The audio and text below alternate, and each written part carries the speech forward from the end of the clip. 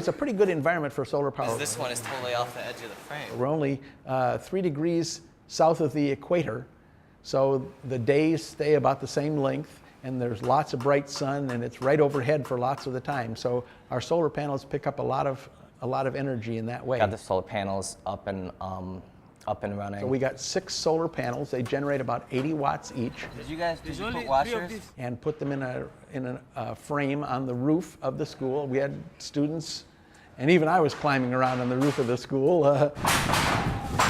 At the heart of the system is a Lenovo computer. Put the monitors and got everything situated the way we wanted it. In that computer, we put 2 dual port video cards, so we could actually plug 4 displays into that one computer. That's in order that we could essentially run 4 seats for students to use, but with only having to power 1 computer to do that, and that cuts down on the amount of solar power that we need, of course. You can imagine a project like that requires, a pretty big toolkit. We had to run conduits. We'll join them right up here at this corner. From the satellite and from the solar panels down into a big control panel, essentially. We actually ended up spending about like a 14-hour day straight, actually doing the final install. We were there one morning, for example. We were working in the school until 3 o'clock in the morning, and then we were back up and at him at 6:30 in the morning after that, because we had to. I mean, we had to get it done.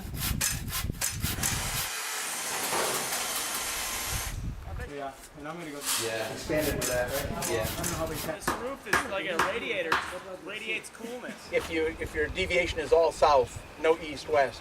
The students realized we had this nice steel cabinet that housed all of these components, the computer and the power stuff, and it was painted green. And we thought, well, really, I mean, here's this green painted surface. It needs a block S. So we got some white paint and made a quick stencil and painted a block S on it, just again to try and strengthen the connection. But that's got 3 compartments in it, and everything in that had to be wired up. The solar power system and the computer communication system and the satellite internet and all that had to be essentially put together and tested and installed on the spot, with conduits running up to the roof, and conduit running to the satellite antenna beside the school building, and then cables running out to the terminals on the tables and all those sorts of things. So 9 amps.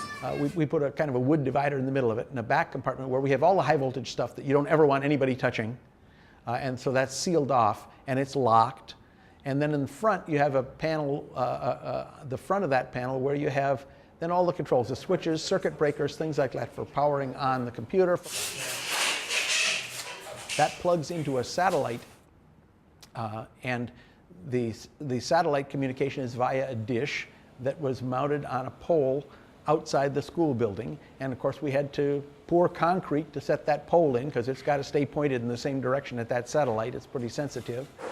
I would say one of the biggest parts of the project was sourcing the things that we needed.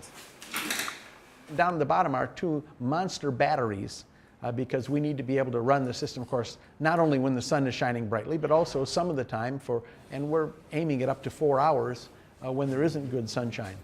Tanzania has a rainy season,